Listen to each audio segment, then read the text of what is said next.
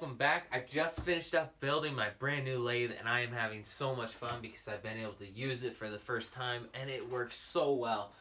It's just really got a lot of power, carves really smoothly, and works so much better than the one I was using before this. So I built the tailstock as well as the tool rest in this video.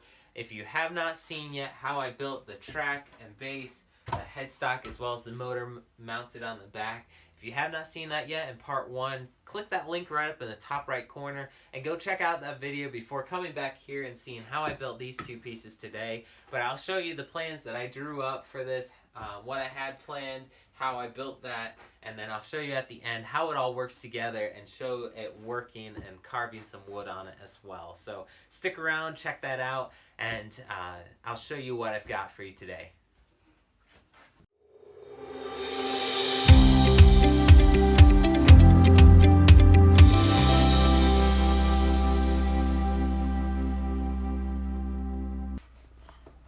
Alright, so here are the finished plans for the tailstock. I will be building this today. On the end I have a knob that I'll be able to tighten down the threaded rod that I'll be installing in the middle. I'll be attaching a locking nut right here, building that, and then there'll be one nut in the front that this will allow the threaded rod as I screw it in to telescope in and out. And on either side I'll have 2 sheets of plywood laminated. On the inside will be a brace to support those 2 pieces, one knob on the front and one knob on the back that will tighten down onto the track. Right under here there's a sled that this will slide in between the tracks. You can see down here how the profile will be on that, and this piece at the bottom that will be able to tighten down on the track and lock the tailstock in position and won't allow it to move with the help of the knobs being able to tighten down. Alright, so the next piece I'll be building today is the tool rest. Much like the tailstock, I'll have a sled that slides underneath the track that will be able to clamp down and hold the tool rest in position.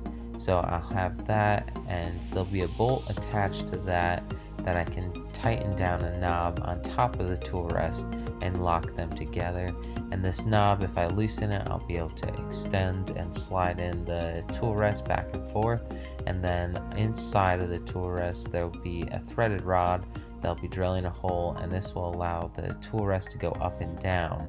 And on the side I'll attach a handle that this knob will be able to tighten down on that threaded rod to lock the up and down motion in place.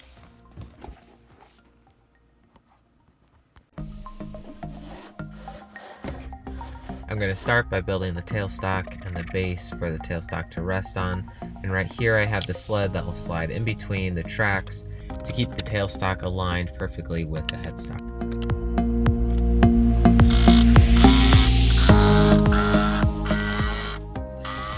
The sled is just on the tight side. This is better than being too loose, and it'll wear in and get smoother as I use it. Now I'm gluing these 2 sheets of plywood together to make it a little bit stronger. I'll use these for the faceplate and the back of the tailstock.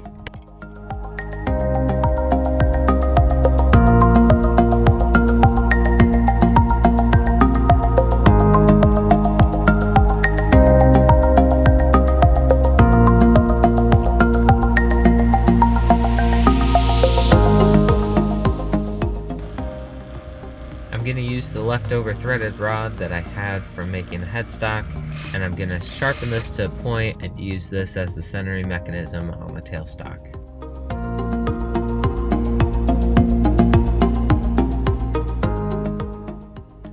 After the glue has dried, I'm going to clean up the edges, send it through the table saw to even it all up, and then cut off the corners at the top to make it look a little bit better, as well as take away the sharp corners on the top so I don't hit my arm on that.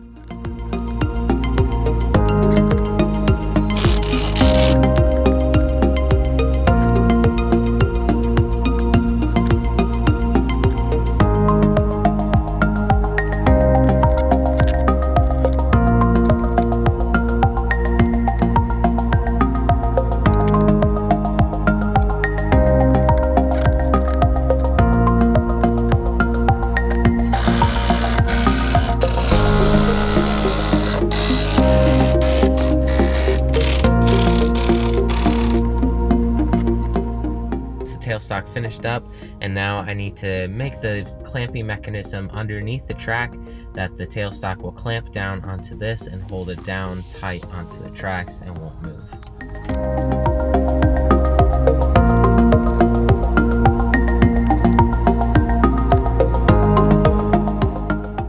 On this board, I'm going to put in 2 T-nuts. This will allow me to thread a handle into this and be able to tighten down the tailstock down to the track.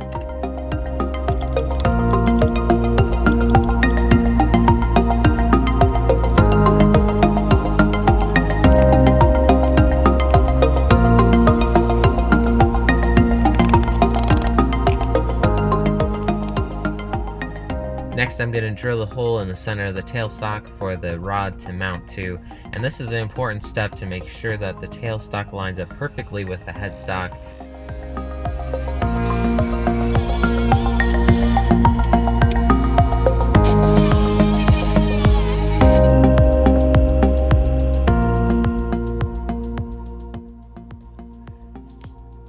Now that the hole is drilled, I'm going to be chiseling out the space I need for the nut, and I want to make sure that this is tight, so I'll cut it a little bit smaller and then hammer it in so that it won't move around at all.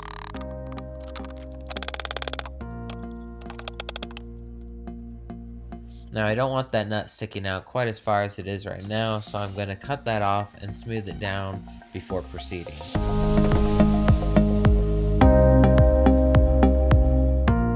Now I want to make sure both of the holes are lined up perfectly, that way it doesn't change the angle of the threaded rod as I screw it in. So I'll be sending a pilot hole through before drilling the hole out on the back side.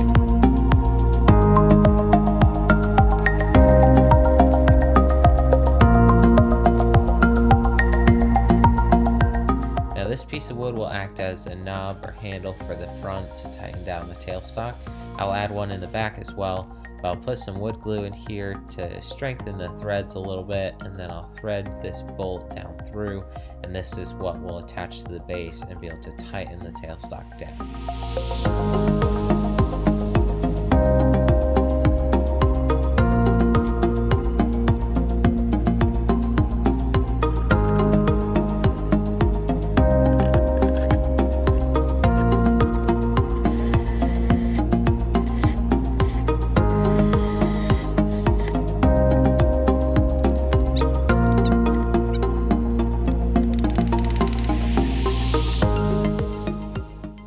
Now I didn't have a bolt quite long enough to reach all the way to the top of this knob, so I had to countersink the bolt down in a little further, so I'll just glue that up and add a piece of wood to plug up that hole, and then I'll cut it off and smooth it down. I'm going to start now on the handles and the nut that need to go on the threaded rod in order to extend and lock it into place.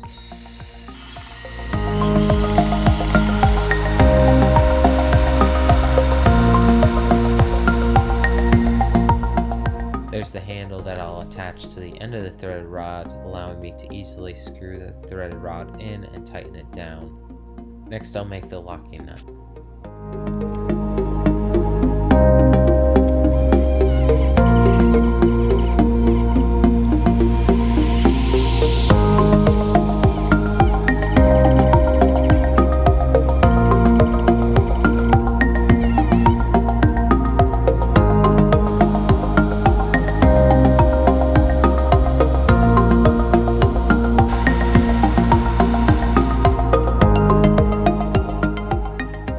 Now I'll do the same thing that I did with the tailstock. I'll take a chisel and chisel out the hole for the nut to hammer into this knob, and I want to make it tight again so that it does not come loose.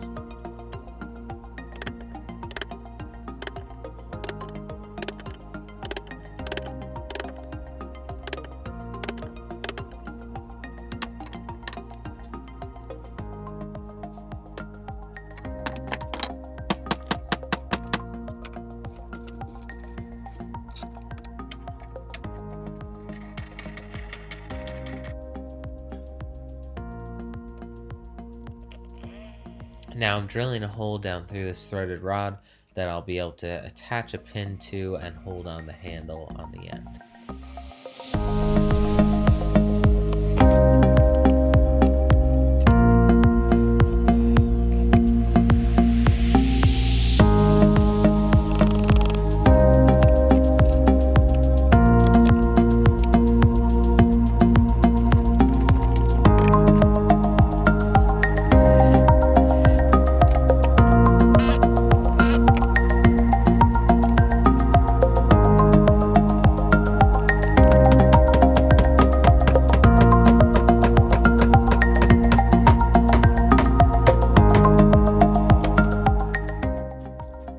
there's my finished tailstock. Everything works and is functional, but before I can start using my lathe, I need to make a tool rest as well.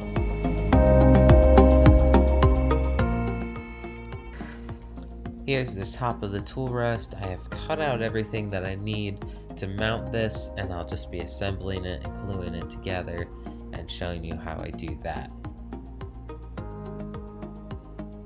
To start, I'll be building a sled that will go underneath the tracks and be able to lock the tool rest in place and allow it to freely slide up and down the lathe to be adjusted anywhere that I need it.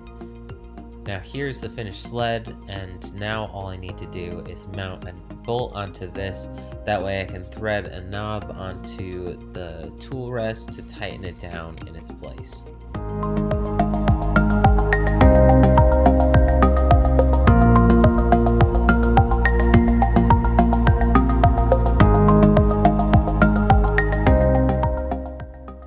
Now I'll be laminating these strips of plywood together. This will make up the base of my tool rest.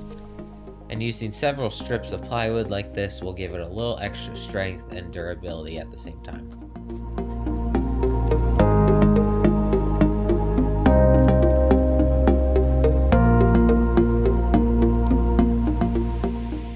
I'm going to put a few screws into this, and I'm sure the glue will hold just fine, but just to be safe, I'm going to put in a couple of these screws.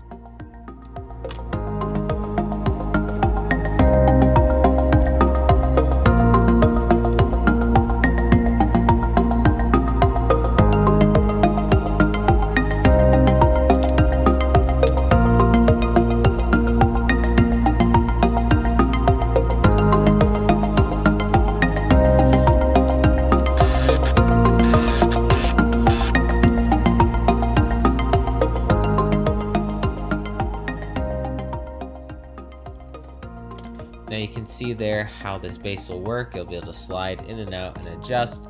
I just need to make a knob to lock it into place and attach the tool rest on top.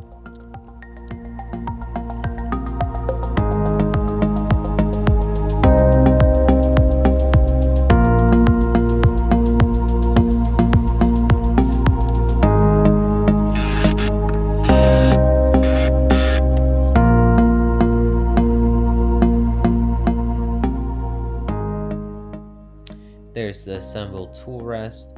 Now all I need to do is attach the threaded rod to this, but first I'm going to make the locking nut in order to lock the tool rest into place. Here's the knob that I'll use to lock the tool rest to the lathe, and I made this much like the locking nut on the tailstock. I first chiseled out the holes so that the nut can be hammered into the plywood, and then I drilled out a hole that I can put a pin down through the nut, attaching it to the wood so there is no chance of it falling out.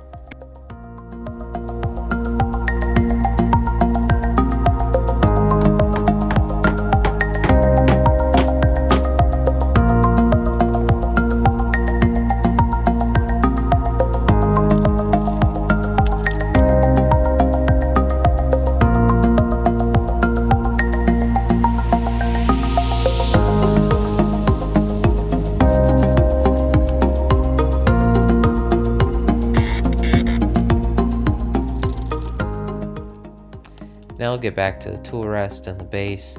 I need to mark a center in both of these so that I can drill out the hole for the threaded rod to attach to.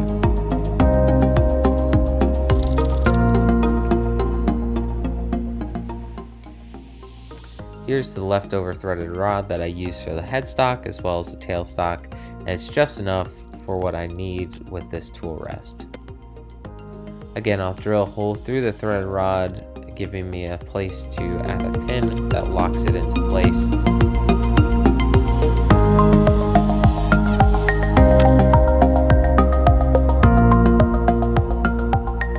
Here's the other knob that I'm going to be using for the tool rest. This will lock the up and down position. Here is the base. You can see I've drilled out a hole for the bolt to slide through, and then I'll attach the handle to that.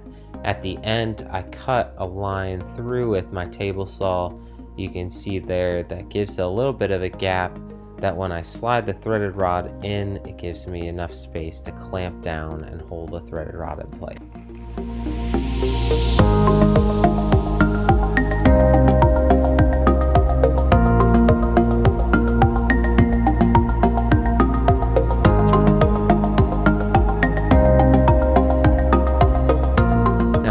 press is all finished except for the fact that it's wood, and if my chisels catch at all, it'll dent the wood and ruin it. So I'm going to be putting a piece of metal on that, and I'll be using this old broken shovel that I have, cut out a piece of metal and screw that to my tool rest.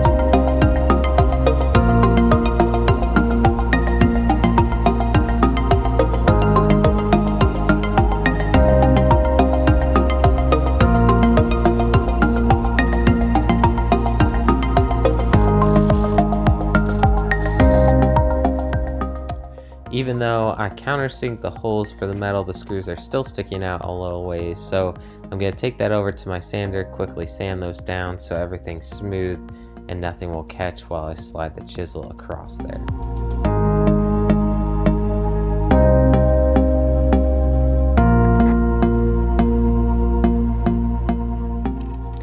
Alright, here's my finished lathe. I'm super excited about this, guys. I had a lot of fun. It was a lot of work, but I'm excited to be able to use this. I'm sure you'll see some more of my projects come out where I use this lathe to make different things. So I'm looking forward to being able to test it out. Already, I've noticed some things that I want to improve, so I'll probably upload another video of that and maybe paint this and build a stand for it because it's just too large and too heavy to move around.